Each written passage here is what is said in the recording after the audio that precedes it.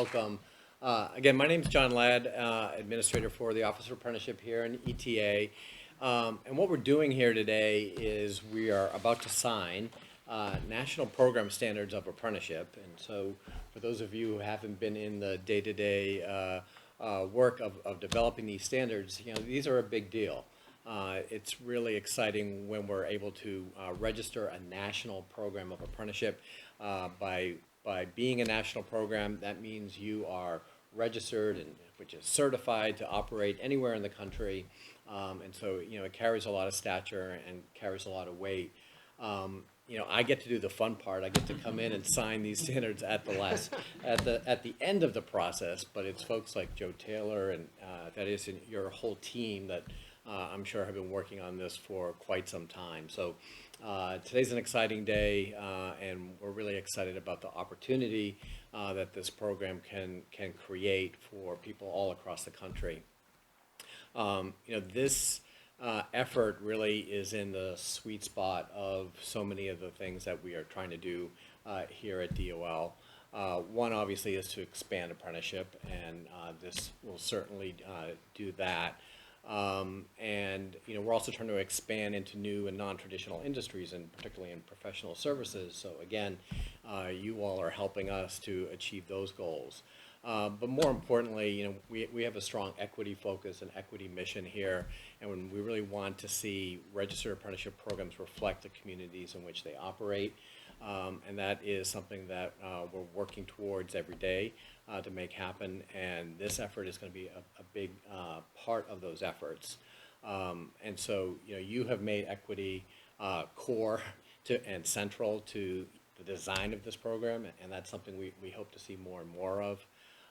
But you're also really, addressing a big societal issue, that exists as well in terms of the undervaluation of assets and property that are owned by minority groups all across the country. So you are really in that, again, that sweet spot of addressing so many of the challenges and issues and creating those opportunities that we're really excited to be doing here at DOL. So I want to thank you for that partnership.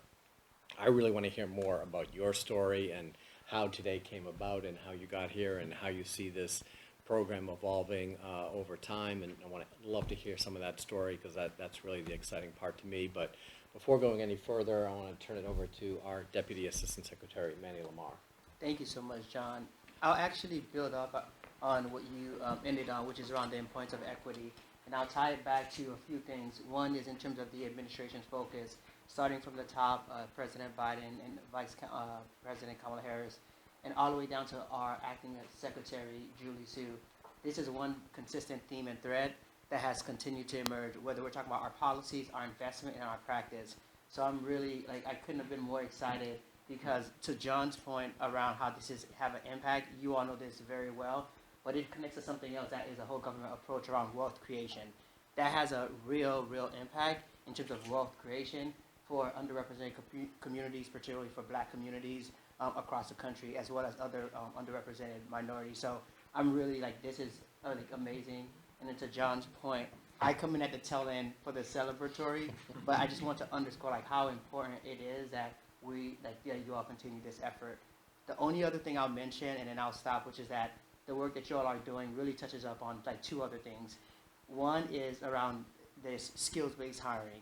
So when we talk about diversity, and our acting secretary says this all the time, excellence and diversity go hand in hand. You can't have one without the other, quite frankly. And the work that you all are doing is ensuring that excellence and diversity goes hand in hand, particularly through the lens of the skills-based hiring, reducing barriers, but also addressing upskilling, reskilling, and ensuring that it leads to those outcomes. The second thing is obviously building out a robust pipeline and really meaningful career pathways for individuals to enter into the appraisal industry, as well as then the impact of the outcome. So appreciate the work that you all are doing to modernize it. Couldn't have been more excited. And again, thank you so much for the work that you're doing in maintaining that excellence and diversity, particularly in this much needed, because it has a real impact. Thank you. Great. So I just want to turn it over to you, and maybe you could talk a little bit about 10,000 minority appraisers, but also about some of the journey that it took to get here to today. So when I started, we were advocating for black people and the disparity in property values and the wealth gap, which was 150 to 200 billion dollars. But as we started to tour the country, recognized and found that it was an America problem, not just a black problem. So the Native Americans and the federal government lose trillions of dollars due to outdated fee schedules and not being able to update appraisals because there's not enough appraisers to actually do the work. So there's over 25% of real estate appraisers are over the age of 65, over 40% are over 50. So you have a workforce that's over 65% over 50 years old, and less than 7% are under 35. So there's nobody coming behind them to replace those positions. And so there's been a lot of recent interest in bias in appraising, where the focus has been shifted on bias. There is some bias, but by the time you see bias in appraising, it's on steroids. The fundamental problem with appraising is the model is broken. It's outdated. If you look at the bottom of an appraisal form today that's being used today, it's dated 2005. Just think about how many cell phones you've had since 2005. So again, there's an opportunity now to have technology-driven, evidence-based analysis, which will directly impact. It won't eliminate bias, but it'll mitigate it, because you're moving to a more objective type of analysis as opposed to a subjective, I think, I feel. So that's part of what's wrong with the industry. But the other part is we'll be able to create opportunities all across the board. We'll be able to do the apprenticeship programs in high schools, college. Folks, it's an alternative to people that don't get to go to college or may not want to go to college. So we started our 1890 tour last year with the USDA Forest Service, where we toured all the traditional 1890 land-grant colleges. So we've also been able to work with the farmers in those areas. So the goal is to work with the farmers in the rural communities and then also impact the urban communities. So we have 20 schools in the 1890 program already. And so one of those schools was also a CIAA school. So when I went to the CIAA, they wanted, well, what about us? So all the other HBCUs are interested in the program. I told them, we coming, we just going to start here, but now we'll be able to go across the country. And one of the most important weeks in my whole life was last year, HBCU week at the White House. So there I met a lot of fantastic, amazing people. And in the appraisal space, when you go to the appraisal meetings or the traditional banking meetings, there's nobody that looks like me in the space. There's no black chief appraisers at any of your banks. There's no there's no senior level black appraisers anywhere. So there's no reflection of people of color in these positions. They don't even have any staff appraisers. So now you trickle down, there's no fee appraisers. But at HBCU week at the White House, the federal government is represented by HBCUs everywhere, and everybody came out in full stride. I was blessed to go to Tennessee State, and I was having deja vu. I felt like it was 1984 when I got to HBCU week at the White House. The only thing was missing was Purple Rain coming out of the dormitory and Jerry curls. If I could have had that, but one of the most important people I met on that journey is Mr. L. Rand Denson, the acting director from the U.S. Forest Service, who's a proud Alabama A&M alumnus. So, you know, at the HBCUs, we got a lot of competition. And I believe Joanne Hill was there. We were able to meet her. And Donald Cravens, I believe he went to law school at Southern. So everybody in the space represented their alma maters and represented them very well. So this dynamic sister next to me, Deanna Haskins, and I got to get my language right, people who have been formerly incarcerated. Well, she was formerly incarcerated, and the only convicted felon to ever have an executive position, a career position at the Department of Justice. And so that wasn't really big enough for her. So she left Justice, and now she's in charge of Just Leadership. And if you look at CNN, she's been on the news all week, the last 2 weeks, debating the Pew Research Center and giving a different point of view. So Just Leadership will be one of our partners as well, going across the country to give folks re-entry opportunities and re-education and skill set. I was blessed to be able to meet Mr. Cunningham on a visit to Commerce with Joanne Hill, who I met at HBCU Week at the White House. So there's been extreme connectivity, and the only thing that I knew was God just told me to show up and do it. And I kept asking questions why, and he just, go do it. And so he never gives you a vision without making a provision. And I'm thankful that labor has made a provision for us to be able to do this and impact it. And I could go around and go on, but I only know I got a couple of more minutes, so I wanted to hit the salient points and stay on track. And I'm thankful for everybody in the room. One of the biggest frustrations in going around the country, and I won't even say a frustration. Well, I'll focus on what I'm looking for us and our partners. We want structured integrity first and foremost, shared stewardship, and cross-mentoring. And up until this point, they haven't been able to do it. And I can't do it by myself. So I would like for us all to be able to work together on a common front. I've been blessed to be able to partner with the USDA, U.S. Forest Service, and Mr. Disson has been an incredible partner. And I always get gushy when I'm around my sister here. I'm a fanboy because I see her just taking on the world and not taking any strangers. And then Mr. Cunningham, his research is impeccable and speaks for himself. He's world-renowned, and he's been fighting the good fight. And then I'm not here at all without that man across the table making me get up every Saturday morning at 7 o'clock and go to work. For some reason, my wife thinks I like work. I don't like work. But he wouldn't let me sleep on Saturday morning and watch cartoons. And my question was, ain't nobody else daddy making them do it? Last I checked, I'm your daddy. We're going to get up and go to work. So with all that, I'm going to stop and turn it over to my sister, Deanna Hoskins. Thank you, Thaddeus. One, I want to say congratulations and thank you for that phone call. 24 months ago, I was riding in Ohio on my way back to New York and had get this phone call, and he starts telling me about the appraisal process, and I'm like, dude, I'm mentally stressed out. What do you want? And I always end the conversation, what role do you need me to play? Just tell me what you need me to do. And he was like, I just need you to do what you do. And it hit me as I was back on the plane. I was like, appraisals are something that people who have been directly impacted have never thought about getting into. We've never had access to that idea. There is no legal barriers for people with a criminal record to get access to be an appraiser. So of course now I'm on the plane telling the pilot, hurry up, get to New York, I need to call Thaddeus back. But what I realized, because so much in this country, we train people coming out of prison, we train them. And I always say, okay, if you give a man a fish, you feed him for the day. If you teach him how to fish, you feed him for a lifetime.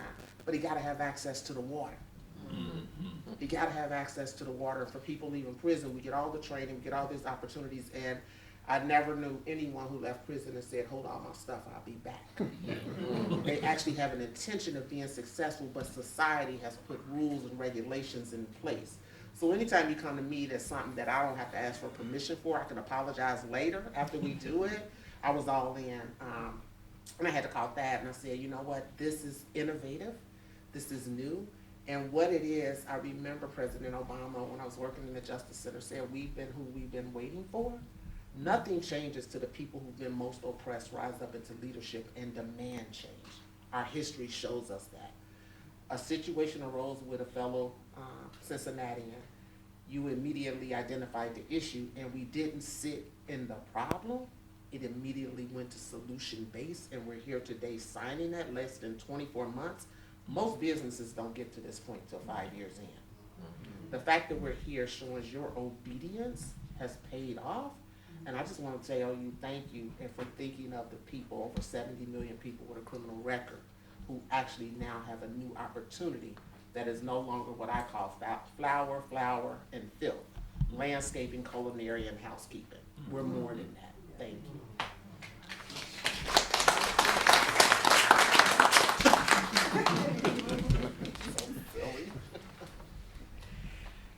Mr. Denson? Oh, so, Tough act. to follow. Mr. Denson, first of all, Mr. Denson is the acting director of the U.S. Forest Service. And I believe he could tell you every tree in the Forest Service within 2% and be accurate.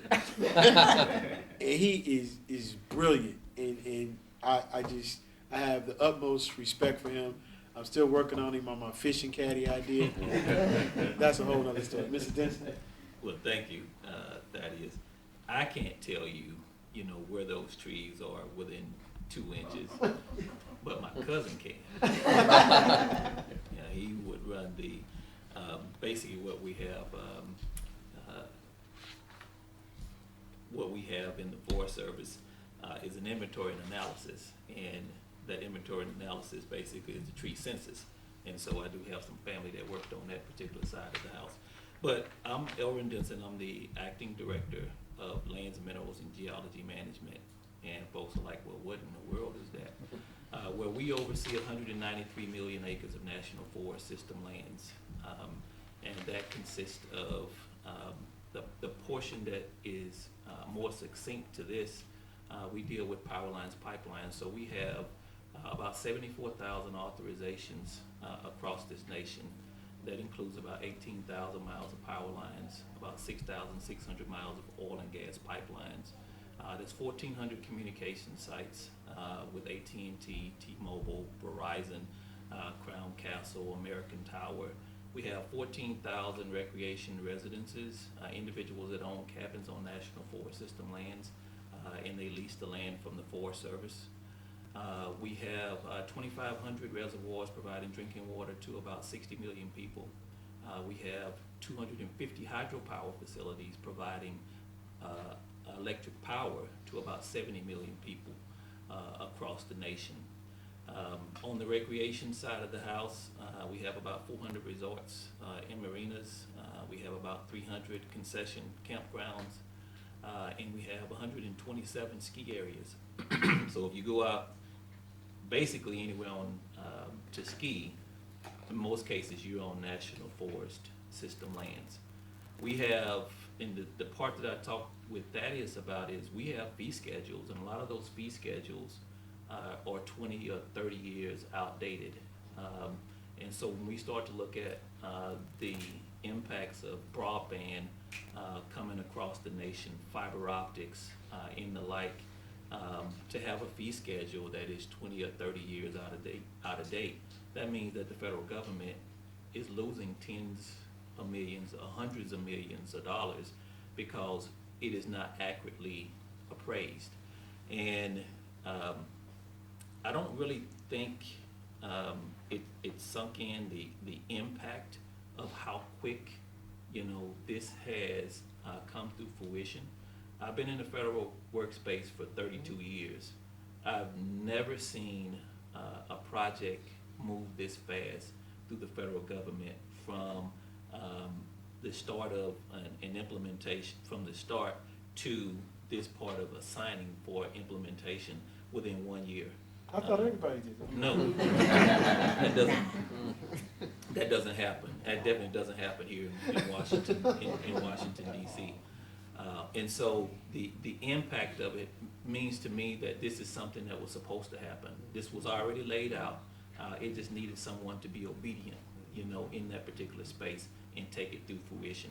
And so my role is, we have within the Forest Service, we have 22 Job Corps centers, and we have a program where we train black and brown and others, into the space of how do you do permitting. If there's 74,000 authorizations out there, those individuals come and they need to have an authorization to get on National Forest System lands. But we don't have a lot of minorities that are in those particular fields as well. And that's a connection between those individuals who do the permitting as well as those individuals who do the appraising. Everybody starts from one spot and they go up and then they funnel out from that particular perspective. And so Thad asked me, well, what can you do? I said, I can give you 3. I can give you 3 students this summer. Well, I was not able to give him 3, I was able to give him 6. And so we have 6 students that's out there this summer. We have 20 across the board from San Bernardino, California. We have 4 there, 4 individuals, students there. We have 2 on the Coronado National Forest in Arizona. We have 2 on the Sheridan, the Bighorn National Forest in Wyoming. We have 2 in Colorado. We have 2 on the Francis Marion Sumter in North Carolina. We have 2 on the National Forest in Alabama. And we have 4 on the National Forest and Grasslands in Texas. And we have 2 gentlemen that are literally out of their minds working in Puerto Rico, and they're so excited about working there. And so these are some of the opportunities, you know, that started, you know, just a year ago, and to talk about it and already to see before the agreement is signed that we already have students in place that's already moving out and already working. And so the next phase would be having those folks sit and tell us about their work experience from something that just started, particularly between us a year ago. Well, actually, we signed the agreement in December, at the right before the signing ceremony at the Appraisal Foundation. So, Not even quite a year. not quite a year. That's great. Well, I know some folks do need to head out, so I think we should turn to the exciting part of the program and sign the standards. Okay. So it was wonderful to hear the journey of how everyone got here. So folks can see, these are the standards of apprenticeship. We'll both sign and then we'll switch. My pen's not working. Oh, there we go. Got it?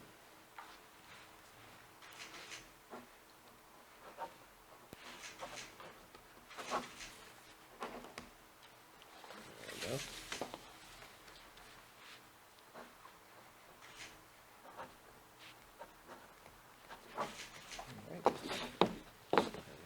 Those up.